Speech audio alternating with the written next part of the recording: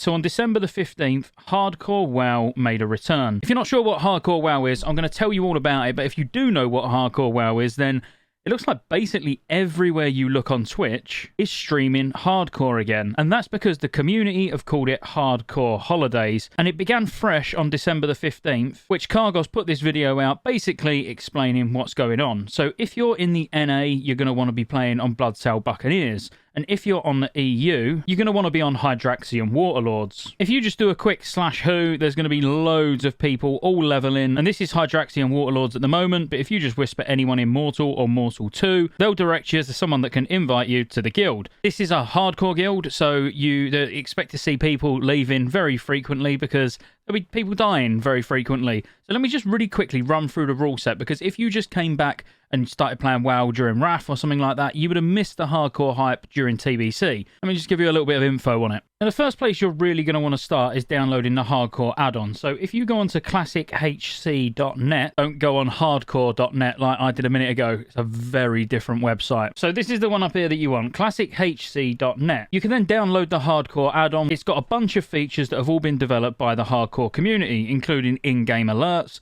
social blocker, so this add-on prevents interacting with the auction house and mailbox, which is very important, and we'll get onto why that is in a minute. And it also tracks trading with other players. Duo and trio partners are an exception. Most important thing here is it's got anti-cheat, so the add-on contains several anti-cheat detection methods to ensure a valid run, which can be uploaded to the leaderboards. It's also got an auto verifier, so you're able to upload your tracked run data directly to the hardcore website to claim your leadership rank. So in the leadership rankings, this is up here in Halls of Legends and then leaderboards. There's also some really cool achievements that you can go for, such as doing it as a naked character or not using weapons or anything like that. There is hardcore on Wrath, hardcore on Somme, and it's Era that we're actually looking at the moment, because the holiday event that Cargos put a video out about was specifically talking about Classic Era, so 1 to 60, and as I say, it's either Bloodsail Buccaneers for NA or Hydraxian Waterlords for EU. So, like I say, first thing, you're going to want to grab the add-on, and now the rules. Now, the rules are the most important part, because if you're not familiar with what hardcore is,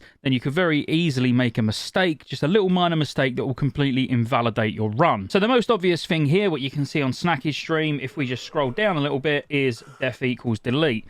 So Hardcore Rogue, he's level 23 at the moment, and death equals delete. So if he dies once on this character, he's out. So like it says on the rules on the classichc.net website, death equals delete, you only have one life. If you die, you must delete your character or leave it as a perma ghost. Gear and items, you can use all gear that you self-craft or obtain yourself via quest, drops, or NPC traders. So you could do dungeons, which is a great way of getting gear, but obviously it's very risky because the highest chance of death is probably a bad pull in a dungeon, which I've done myself. But high reward, because if you're going in for the blue quest rewards or something like that, can be very good. Buffs and player interaction, so world and player buffs and assistance are permitted so long as you do not ask for them or continue taking help. But like you can see here, I've actually had my character just AFK sat at the flight path, and a priest has buffed me. Very nice of them. They've gave me free stamina. I don't need to remove that buff. If I was to stop and ask the priest, oh, hey mate, can I get a buff please? That's a no-no. There are some forbidden abilities like not being able to bubble half, no light of a loon, shamans can't resurrect via Ankh, and warlocks can't use their soul stone. This is just so it truly is one life. The only one I'm on the fence about is bubble half. I think as a paladin, you should be able to bubble half personally, but